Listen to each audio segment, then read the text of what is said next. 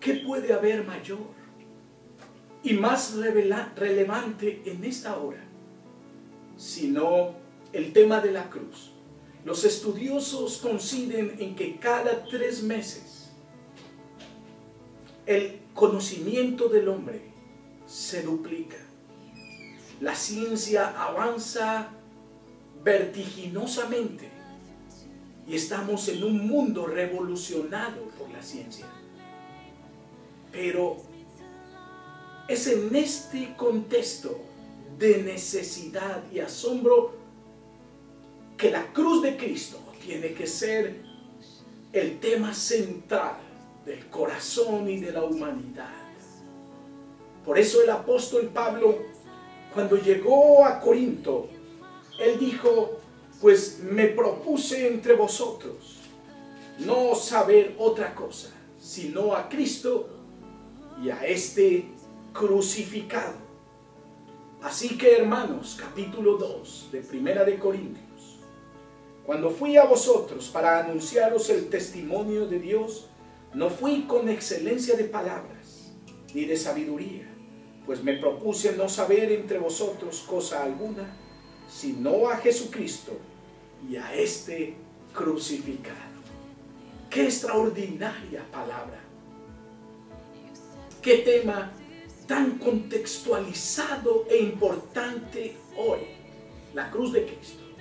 En Hechos capítulo 17 narra que cuando Pablo estuvo en Atenas, aparentemente no tuvo el impacto que en otras regiones la palabra de Dios había tenido. Muchos estudiosos de la Biblia se han preguntado la razón, y algunos concuerdan que Pablo mezcló el mensaje de la cruz con elementos de humana sabiduría, con elementos de erudición, y no tuvo éxito, porque el mensaje de la cruz no necesita aporte de hombre, no necesita aporte de intelectualidad. El mensaje de la cruz es grande en sí mismo, como lo vamos a entender. El mensaje de la cruz es el mensaje más relevante que hoy puede darse a la humanidad. Pablo escribió a 3 tipos de culturas. La cultura religiosa representada por el pueblo judío, la cultura griega representada por el humanismo y la intelectualidad, y por supuesto la cultura de los escogidos, los hijos de Dios. En cada uno de ellos el mensaje de la cruz tiene un efecto y es recibido por cada uno de ellos. El apóstol Pablo en Primera de Corintios está enseñándonos que el mensaje de la cruz es locura para el pueblo judío. Es una piedra de escándalo. Los judíos no pudieron nunca aceptar a nuestro Señor Jesucristo. El mensaje de la cruz fue un tropezadero, un escándalo, como es la palabra original, una piedra de tropiezo. ¿Sabes por qué? Porque ellos pensaban un Mesías crucificado, colgado en un madero, era una ofensa imperdonable para ellos. Gálatas 3:13 declara en la palabra que Cristo nos redimió de la maldición de la ley, hecho por nosotros maldición. Los judíos nunca pudieron comprender la hermosura y la gloria de la persona y de la obra del Calvario. Ellos continuamente pidieron señales, tenían sus sentidos distorsionados y entorpecidos a causa de su obstinado corazón. El mensaje de la cruz era inaceptable para ellos, ya que hería su orgullo y su suficiencia religiosa Su religión había entorpecido y pervertido la imagen del Mesías. Escúchalo bien. Ellos esperaban un Mesías libertador, un Mesías glorioso, un Mesías que satisfaciera las necesidades egoístas, un Mesías que supliera para la necesidad de ellos. Era un Mesías para el hombre. Ellos tropezaron en el glorioso Salvador. Ellos nunca pudieron entender la cruz, porque para ellos era imperdonable esta concepción de Cristo. Por eso Cristo llegó a ser una piedra de tropiezo, tal como dice Mateo 21:42. Cuando Jesucristo les dijo, recuerden que la piedra que desecharon los edificadores ha venido a ser cabeza del ángulo y es cosa maravillosa a nuestros ojos. ¿Qué significa Cristo para los griegos? Pablo habló no solo de la religión y su interpretación de Cristo en los judíos, pero habló de la intelectualidad. Representaban la erudición y el humanismo filosófico. Para ellos, la persona de Cristo y la obra de Cristo era una completa insensatez. Mientras que para los judíos era un escándalo, para los griegos era una insensatez, una locura, era moria, el mayor de todos los absurdos, el mayor de todos los desatinos. ¿Cómo ellos interpretaron a Cristo? El mayor de todos los absurdos. Para ellos era una ofensa contra la lógica y la razón humana. ¿Cómo podía buscarse salvación en uno que no había podido salvarse a sí mismo? Eran las marcas de un Dios sabio y poderoso levantar a su Hijo en una cruz.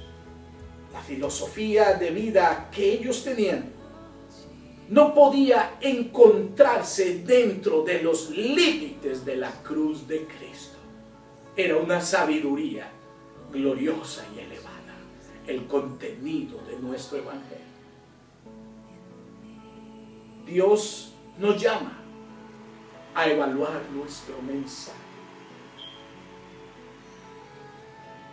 La filosofía griega no podría permitir tal absurdo.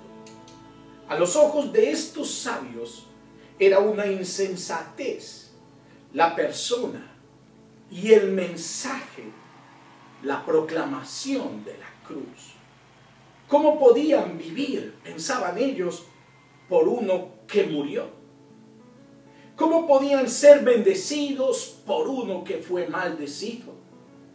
¿Cómo podrían ser justificados por uno que fue hecho pecado? ¿Cómo podían ser enriquecidos por uno que se hizo pobre? ¿Cómo podían ser libres por uno que se había hecho esclavo? En la lógica griega, esto era moria, era absurdo, era locura. Qué lindo es el mensaje de la cruz, querido hermano y amigo. Por eso comencé diciendo, es el mensaje más relevante de la humanidad. Pablo dice, más para nosotros, capítulo 1, versículos 22. Porque los judíos piden señales y los griegos buscan sabiduría, pero nosotros predicamos a Cristo crucificado. Para los judíos ciertamente tropezadero, pero para los gentiles locura. Mas para los llamados, así judíos como griegos, Cristo, poder y sabiduría de Dios. ¿Qué significa Cristo para ti? ¿Cuál es la relevancia de tu mensaje, querido predicador, pastor, ministro, sacerdote?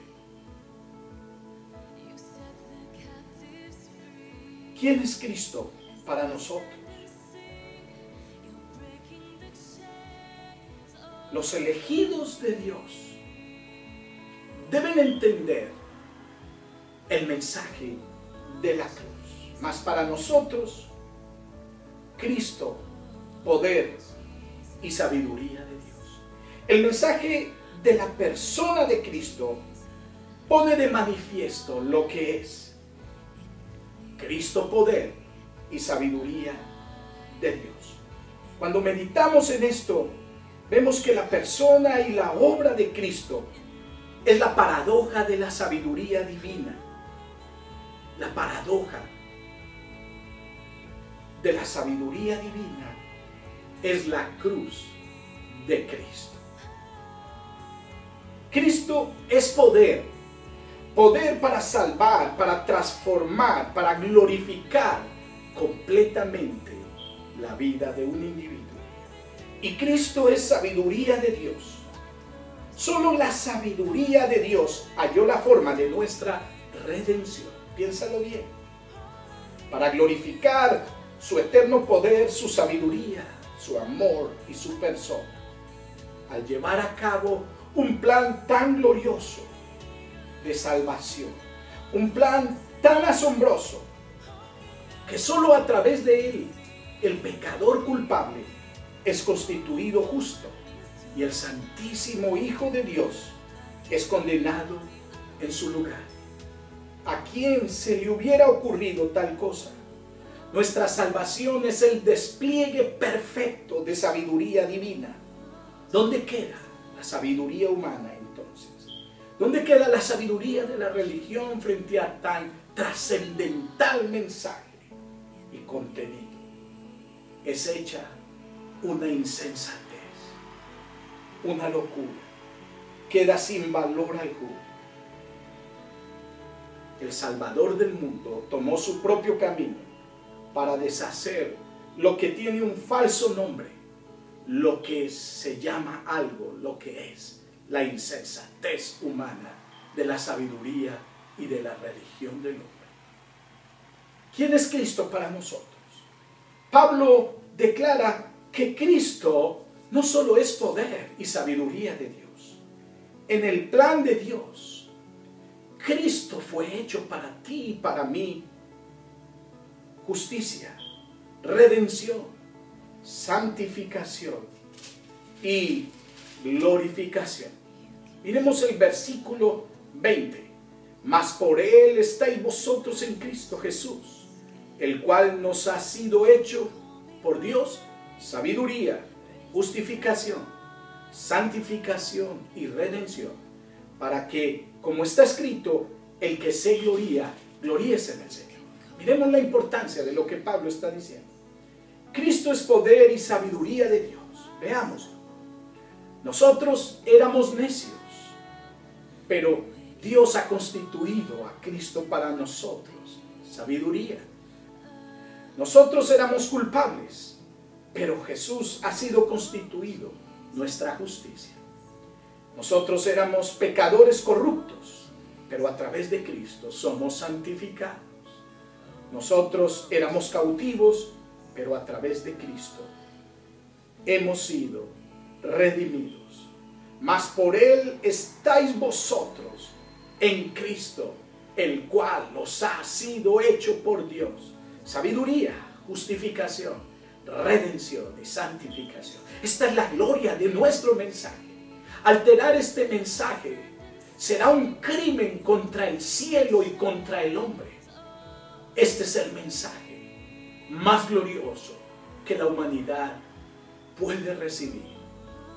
Este es el mensaje que tiene que volver a los púlpitos. Este es el mensaje que es el mensaje más relevante para la humanidad hoy.